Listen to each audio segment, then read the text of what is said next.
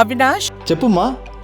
దగ్గరలో ఉన్న మెడ్ప్లస్ కు వెళ్ళి మెడ్ప్లస్ బ్రాండ్ మెడిసిన్స్ అని అడిగి కొనుక్కునరా. అక్కడ 50 to 80% తగ్గింపుకు వస్తుంది. మీరు తీసుకునే అదే మందులు, అదే నాణ్యమైన మందులు, కానీ సగం ధరకే. తెలంగాణ సీఎం రేవంత్ రెడ్డి రైతులకు మరో గుడ్ న్యూస్ చెప్పారు.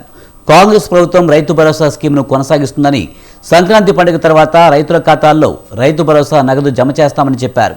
అదేవిధంగా రేషన్ కార్డులపై సన్నబియ్యం పంపిణీ చేస్తామని తెలిపారు. మాయమాటలు నమ్మొద్దు, సోనియా గాంధీ గ్యారంటీగా తాను చెబుతున్నానని రైతులకు సీఎం విజ్ఞప్తి చేశారు. హైదరాబాద్లోని తన నివాసంలో రేవంత్ రెడ్డి మాట్లాడారు. రైతు భరోసాపై డిప్యూటీ సీఎం భట్టి విక్రమార్క నేతృత్వంలో కేబినెట్ సబ్ కమిటీ వేశామని, అసెంబ్లీలో చర్చించి త్వరలో విధి విధానాలు ఖరారు చేస్తామని సీఎం తెలిపారు.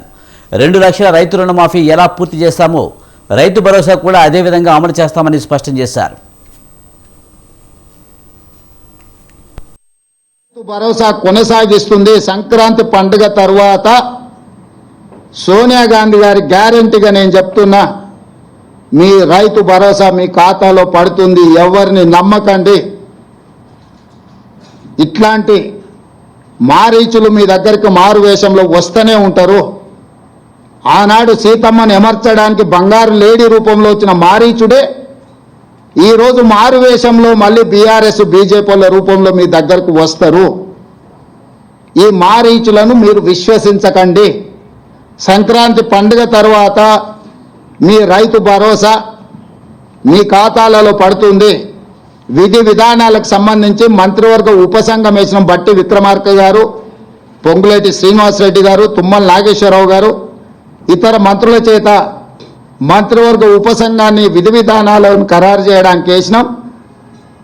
రాబోయే శాసనసభ సమావేశాలలో విధి విధానాల మీద చర్చ పెట్టి ఏ రకంగా కార్యాచరణను తీసుకొని ముందుకు వెళ్దామో నిర్ణయించుకొని డిసెంబర్ నెలలో జరిగే శాసనసభ సమావేశాలలో సభలో చర్చ చేసి విధి విధానాలను ఖరారు చేసి సంక్రాంతి పండుగ తర్వాత మీ రైతు భరోసా మీ ఖాతాలలో వేసే బాధ్యత మా ప్రభుత్వం తీసుకుంటుందని చెప్పి నేను రైతులకు గ్యారంటీ ఇస్తున్నా.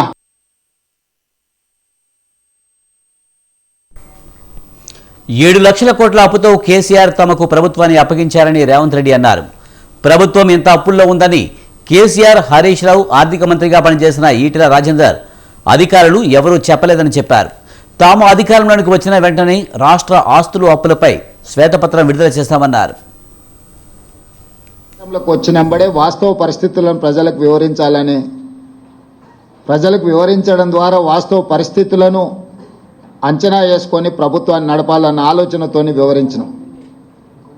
ఆ వివరాల ప్రకారము 7 లక్షల కోట్ల రూపాయలు తెలంగాణ రాష్ట్రం మీద అప్పులను చంద్రశేఖరరావు గారు మోపినరు. వారు తెచ్చిన అప్పులకు అసలు మిత్తి ప్రతి నెల 6,500 కోట్ల రూపాయలు ఇప్పుడు మేము కడుతున్నాం. ఆ లెక్కన ఏ రకంగా రాష్ట్ర ఆర్థిక పరిస్థితి దిగజారిందో, క్షీణించిందో ప్రజలందరూ అర్థం చేసుకోవాలి. ఉమ్మడి రాష్ట్రం నుంచి వచ్చిన అప్పుల ప్రకారము సంవత్సరానికి 6,500 కోట్ల రూపాయలు అసలు మిత్తి గట్టే పరిస్థితి నుంచి చంద్రశేఖరరావు గారు దిగిపోయే సమయానికి ప్రతి నెల 6,500 కోట్ల రూపాయలు అసలు మిత్తి గట్టే పరిస్థితి వచ్చింది. అధికారంలో బీఆర్ఎస్ ప్రభుత్వం చేస్తున్న అప్పులపై ప్రతి నెల 6,500 కోట్లు వడ్డీ చెల్లిస్తున్నామని సీఎం చెప్పారు. భారీగా ఉన్న అప్పు చూసి కూడా అధైర్యపడకుండా పాలన సాగిస్తున్నామని తెలిపారు. కేసీఆర్ బకాయి పెట్టిన 7,625 కోట్ల రైతు బంధు తాము అధికారంలోకి వచ్చిన వెంటనే చెల్లించామని వెల్లడించారు.